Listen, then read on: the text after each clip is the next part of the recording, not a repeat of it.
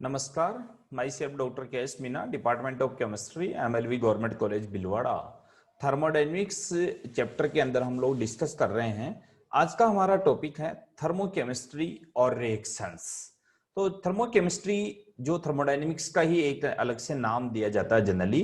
तो किसी भी थर्मोडायनेमिक्स क्या चीज है, इसको अगर दोबारा हम डिफाइन करना चाहे तो किसी भी भौतिक एवं रासायनिक प्रक्रम में सामान्यतः ऊष्मा अवशोषित होती है, उत्सर्जित होती है। माने कि जब भी हम सिस्टम की बात कर रहे हैं तो या तो उष्मा से सराउंडिंग से उष्मा ली जाएगी या सराउंडिंग को उष्मा दी जाएगी। अर्थात किसी भी भौतिक और रासायनिक प्रक्रम जब भी होगा तो उसमें या तो उष्मा अवशोषित होती है या उत्सर्जित होती है। उष्मा रसायन रसायन विज्ञान की वह शाखा है जिसमें भौतिक और रासायनिक प्रक्रमों में अंतर्गत होने वाले ऊर्जा परिवर्तन यानी उष्मा परिवर्तन का अध्ययन किया जाता है, अर्थात उसका मापन किया जाता है। जब भी हम एक्सचेंज ऑफ हीट की बात करेंगे तो वो होगी हमारी थर्मोरसायन, जिसको हम थर्मोरसायन भी कह सकते हैं, थर्मोडायनेमिक्स भी कह सकते हैं, उसी का एक सिमिलर वर्ड है। तो भौतिक विज्ञान की जब भी प्रक्रम होगा, चाहे वो प्रक्रम हमारा भौतिक प्रक्रम हो चाहे रासायनिक प्रक्रम हो, उसमें जो उष्मा में जो परिवर्तन होगा, परिवर्तन का मतलब या तो उष्मा दी जाएगी ली जाएगी, तो उसका अध्ययन करना, उसका मापन करना थर्मोकेमिस्ट्री कहलाती है। रसायन विज्ञान में उष्मा के उत्सर्जन और अवशोषण के आधार पर अभिक्रिया को दो भागों में विभाजित करते हैं। एक होती है एक्सोथर्मिक रिएक्शन और एक एंडोथर्मिक रिएक्शन। ये केमिस्ट्री की बात कर रहे हैं। जब भी केमिकल रिएक्शन की बात करेंगे तो जब भी अभिक्रिया में अभिकारक से उत्पाद बनते समय ऊर्जा बाहर निकलती है तो उसे ऊष्माक्षेपी रासायनिक अभिक्रिया कहते हैं। तो यहां पर हम क्या कहेंगे, ये अभिक्रिया जिसके संपन्न होने पर ऊष्मा उत्पन्न होती है, अर्थात तंत्र द्वारा परिपार्श्विक को उष्मा दी जाती है, तो उसे ऊष्माक्षेपी रासायनिक अभिक्रिया हेक्सोथर्मिक रिएक्शन कहते हैं। जैसे CH4 plus O2 equal to CO2 plus H2O, जो कंजप्शन वाली जो रिएक्शन है, H delta H equal to minus जो है एंथैल्पी की जो वैल्यू होगी वो एनर्जी से जस्ट उल्टी होगी। तो एंथैल्पी की वैल्यू कितनी आ रही है, -890.3 किलो जूल, मानी इतनी उष्मा बाहर निकलेगी। तो इसलिए इसको बोलते हैं हेक्सोथर्मिक रिएक्शन। बिल्कुल सिंपल सिमिलरिटी है कि हम जब रिएक्शन की डेफिनेशन देंगे तो बोलेंगे अभिकारक से उत्पाद बनते समय ऊर्जा बाहर निकलती है तो उसमें ऊष्माक्षेपी एक्सोथर्मिक रिएक्शन कहते हैं। लेकिन जब थर्मोडायनेमिक्स के हिसाब से हम लोग बात कर रहे हैं तो हमें यहां पर ये बोलना पड़ेगा, जब भी कोई प्रक्रम होता है, जब भी कोई इवेंट होती है तो उष्मा उत्पन्न होती है। जब उष्मा उत्पन्न होती है अर्थात उष्मा परिपार्श्विक को सराउंडिंग को दी जाती है तो उसे ऊष्माक्षेपी रासायनिक अभिक्रिया कहते हैं। आप ये बिल्कुल ध्यान रखिए, जब आप क्वेश्चन पेपर में इसका आंसर लिखोगे तो आप वो वाला आंसर नहीं लिखोगे जो एक्सोथर्मिक रिएक्शन का लिख रहे हो। आपको थर्मोडायनेमिक्स के हिसाब से इसका आंसर लिखना पड़ेगा। वो आंसर ये होगा कि जिसके संपन्न होने पर उष्मा उत्पन्न होती है, मानी प्रक्रम के संपन्न होने पर उष्मा उत्पन्न होती है, उसे हेक्सोथर्मिक रिएक्शन कहते हैं। दूसरा एंडोथर्मिक रिएक्शन। पहले हम बोल रहे थे जब भी अभिकारक से उत्पाद बनता है तो उत्पाद बनने में ऊर्जा दी जाती है, उस अभिक्रिया को संपन्न करने के लिए ऊर्जा दी जाती है, वहां पर एनर्जी को हम माइनस में रिप्रेजेंट करते थे। तो यहां पर हम उल्टा बोलेंगे कि ऐसी अभिक्रिया जिसको संपन्न होने में उष्मा अवशोषित होती है, अतः सराउंडिंग से उष्मा सिस्टम में आती है। सराउंडिंग से उष्मा सिस्टम में अगर आती है तो उसको बोलते हैं हम क्या बोलते हैं, उष्मा शोषी या एंडोथर्मिक रिएक्शन।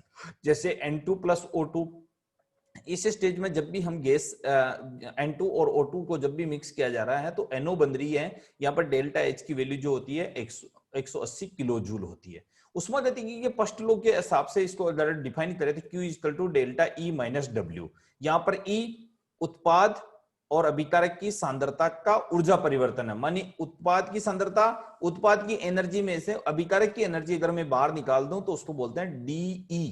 यानी इसको रिप्रेजेंट कर सकता हूं मैं D equal to DP minus DR, मानी energy of product minus energy of reactant. किसी विक्रिया के लिए उष्मा परिवर्तन जो होता है किलो कैलोरी द्वारा ज्ञात किया जाता है, मानी कैलोरीमीटर के द्वारा ज्ञात करते हैं, कैलोरी जूल में ज्ञात करते हैं, अलग अलग हम इसको यूनिट्स में डिफाइन कर सकते हैं। अगर मैं स्थिर दाब पर स्थिर आयतन पे कर रहा हूं तो स्थिर आयतन पर W इक्वल टू 0 तो QE equal to delta E, और स्थिर दाब पर कर रहा हूं तो minus P delta V equal to QP equal to delta H, delta E plus PW equal to delta H। तो स्थिर दाब पर अभिक्रिया की एंथैल्पी परिवर्तन निम्न प्रकार से हम डिफाइन कर सकते हैं, QP equal to delta H equal to sigma of H enthalpy of product minus enthalpy of reactant. Simple सी बात है, उसके जितने भी रिएक्टेंट है उसकी एंथैल्पी और प्रोडक्ट जितने भी उसकी एंथैल्पी की को माइनस करेंगे तो डेल्टा एच की वैल्यू या क्यूपी की वैल्यू हमें प्राप्त होती। अर्थात हम कह सकते हैं कि ऊष्माक्षेपी अभिक्रिया के लिए ऋणात्मक होती है और ऊष्माशोषी अभिक्रिया के लिए धनात्मक होती है। इसी प्रकार उदासीन अभिक्रिया के लिए इसका मान शून्य होता है, यानी कि कोई अभिक्रिया ऐसी है जिसमें न तो ऊर्जा परिपार्श्विक को दी जाती है न ली जाती है, तो उस समय उसकी वैल्यू क्या होगी, जीरो होगी, अर्थात शून्य होगी। का मान ऋणात्मक होने की स्थिति में उत्पाद अपेक्षाकृत अधिक स्थायी और धनात्मक होने पर उत्पाद कम स्थायी होता है। जब भी एनर्जी का वैल्यू ऋणात्मक होगी तो यानी डेल्टा एच की वैल्यू ऋणात्मक होगी तो हमारा जो प्रोडक्ट बना है वो स्टेबल होगा, और अगर धनात्मक होती है तो प्रोडक्ट बना है वो अनस्टेबल होगा, मानी नॉन कम स्टेबल होगा। उष्मा रासायनिक समीकरण किस तरह लिखेंगे, थर्मोकेमिकल इक्वेशन। जब किसी रासायनिक अभिक्रिया अभिकारक उत्पाद और उसकी भौतिक अवस्था वो ऊर्जा परिवर्तन को दर्शाता है तो उसे उष्मा रासायनिक समीकरण कहते हैं। मानी सिंपल समीकरण जो होता है हमारा तो रासायनिक समीकरण होता है, जब उसके बारे में जब वो भौतिक अवस्था को साथ में दिखा रहा है, भौतिक अवस्था का मतलब हो गया कि उसकी स्टेट क्या है उसको अगर वो डिफाइन कर रहा है, तो ऐसी स्टेट में जो इक्वेशन हम लिखते हैं उसको थर्मोकेमिकल इक्वेशन कहते हैं। इसमें क्या होता है, अभिकारक उत्पाद की भौतिक अवस्था लिखनी पड़ेगी आपको, माने कि जब भी होगा नीचे कोष्टक के अंदर सॉलिड के लिए एस, लिक्विड के लिए एल और गैस के लिए जी लिखना पड़ेगा। यदि अभिकारक की जलीय अवस्था है अर्थात एक्वस सॉल्यूशन है तो एक्यू लिखना पड़ेगा कोष्टक में, किसके लिए लिखना पड़ेगा, जलीय विलयन और जल के लिए, जलीय विलयन और जल के लिए क्या विलायक अगर जल है तो उसको लिखेंगे एक्वस। ठोस के लिए विभिन्न अप्रोपक अगर अलग अलग उसके हैं, जैसे कि सल्फर के रोम्बिक है, मोनोक्लिनिक है, अलग अलग अप्रोपक है तो उसको अलग अलग डिफाइन करना पड़ेगा। इस समीकरण के द्वारा अणु की संख्या भिन्नात्मक भी हो सकती है, अणु की संख्या भिन्न भिन्न भी हो सकती है। प्रत्येक अभिक्रिया में समीकरण के सामने एंथैल्पी परिवर्तन का मान भी लिखना पड़ेगा कि एंथैल्पी में परिवर्तन कितना हुआ, माने किलो जूल में, किलो कैलोरी में, इसको हम डिफाइन करते हैं। उष्मा रासायनिक अभिक्रिया ताप दाब पर निर्भर करती है, सामान्यतः इसके मान को मतलब कि इसका ताप और दाब भी आपको शो करना पड़ेगा कि ताप और दाब की वैल्यू क्या होगी। जैसे मैं इक्वेशन लिख रहा हूं, ग्रेफाइट है, सी कौन है, कार्बन तो बहुत सारे होते हैं लेकिन कार्बन कौन सा, ग्रेफाइट, प्लस ऑक्सीजन के साथ रिएक्शन करता है गैस के साथ, और CO2 बनाता है गैस है, डेल्टा एच में परिवर्तन कितना है, -393.5 किलो जूल। इसी तरह सल्फर है, मोनोक्लिनिक है, ये मोनोक्लिनिक की ऑक्सीजन के साथ रिएक्शन होती है, SO2 बनाती है, ये डेल्टा एच में परिवर्तन। N2 + O2 GG दोनों गैसेस स्टेज में, दूसरा प्रोडक्ट भी आपका गैस में बन रहा है, और डेल्टा एच एंथैल्पी में परिवर्तन कितना होता है, +180 किलो जूल। तो इस तरह इसको हमें इस इक्वेशन को, ये जो इक्वेशन लिखेंगे हम, ये होगा हमारा थर्मोकेमिकल इक्वेशन। इसको थर्मोकेमिकल इक्वेशन के द्वारा डिफाइन करते हैं।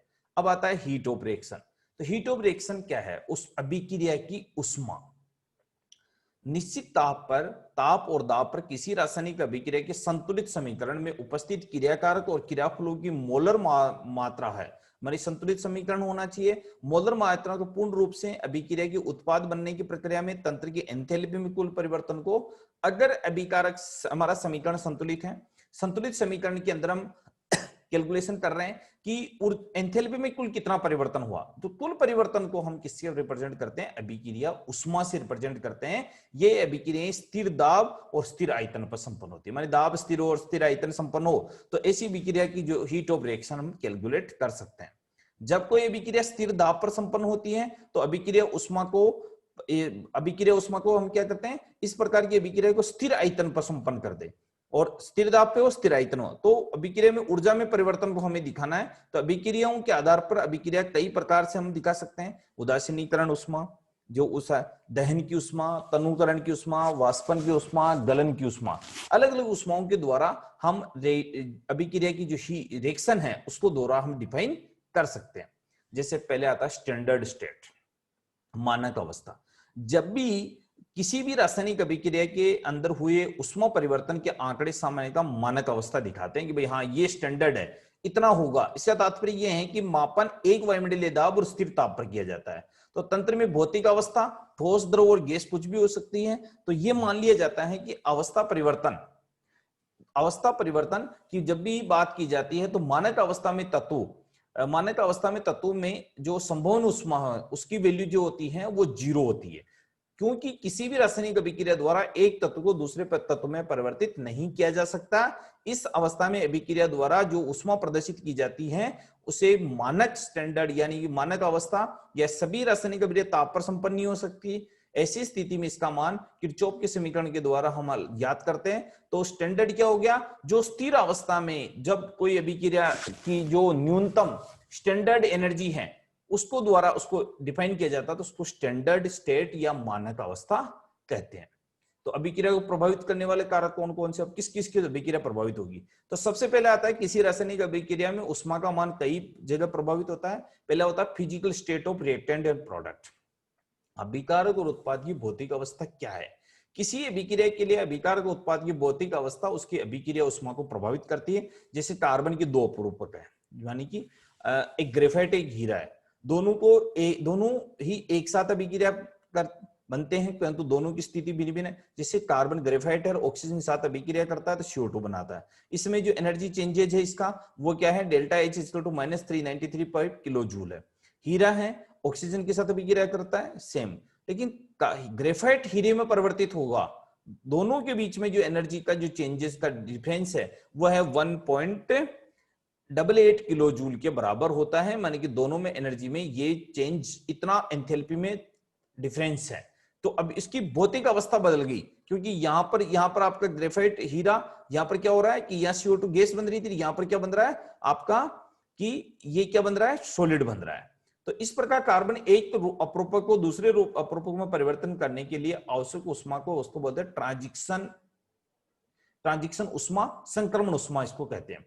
इस प्रकार जैसे कहते हैं ये H2 और O2 के साथ अभिक्रिया करके जल बना रहा है, ये गैस है और ये भी गैस बना रहा है, तो ये एंथैल्पी परिवर्तन होगा। लेकिन यही गैस मिलकर लिक्विड बना रहा है तो एंथैल्पी में परिवर्तन 68.32 किलो जूल माने इसमें चेंज हो गया। तो भौतिक अवस्था बदलने के साथ ही इसके मान में डेल्टा H के मान में परिवर्तन हो जाता है। तो दोनों अभिक्रियाओं में अभिक्रिया ऊष्मा के मान स्पष्ट रूप से अवस्था परिवर्तन की ओर इंगित करते हैं। प्रथम अभिक्रिया में जल ऊष्मा की अवस्था में, दूसरी ओर माने कि जैसे हमने देखा यहाँ पर गैस लिक्विड, तो इसके मान में परिवर्तन हो जाता है। तो इसको बोलते हैं ट्रांजिशन ऊष्मा, मानी जैसे अवस्था बदलती है तो इसकी वो भी बदल जाती है। तो फिर आता है टेम्परेचर, क्योंकि हम जानते हैं किसी भी अभिक्रिया की जो क्रियाशीलता है वो ताप के ऊपर निर्भर करती है। क्योंकि किसी अभिकारक और उत्पाद की भौतिक अवस्था उसके ताप पर निर्भर करती है। पदार्थ की भौतिक अवस्था अभिक्रिया ताप ऊष्मा का मान पर निर्भर करती है। सामान्यतः अभिक्रिया के मान को हम जो किरचॉफ समीकरण के द्वारा हम इसको ज्ञात करते हैं। तो टेम्परेचर कम ज्यादा करके अभिक्रिया की ऊष्मा को चेंज किया जा सकता है। फिर आता है दाब और वॉल्यूम, दोनों एक दूसरे ही रिप्रेजेंट है। अभिकारक और उत्पाद के ठोस और द्रव अवस्था में होने पर अभिक्रिया ऊष्मा में कोई प्रभाव नहीं पड़ता, किंतु गैसीय अवस्था में होने पर मोलों की संख्या भिन्न भिन्न होने पर आयतन और दाब, देखो सबसे ज्यादा इसका इफेक्ट होगा गैस अवस्था में। इस प्रकार अभिक्रिया ऊष्मा को स्थिर दाब और स्थिर आयतन पर ज्ञात कर सकते हैं। अभिकारक और उत्पाद की सांद्रता, कुछ विशेष परिस्थितियों में विलयन बनाने पर विलयन का तनुकरण करते समय ऊष्मा अभिकारक की सांद्रता में कुछ परिवर्तन हो जाता है, बाकी जनरली इसका इफेक्ट नहीं होता है। धन्यवाद।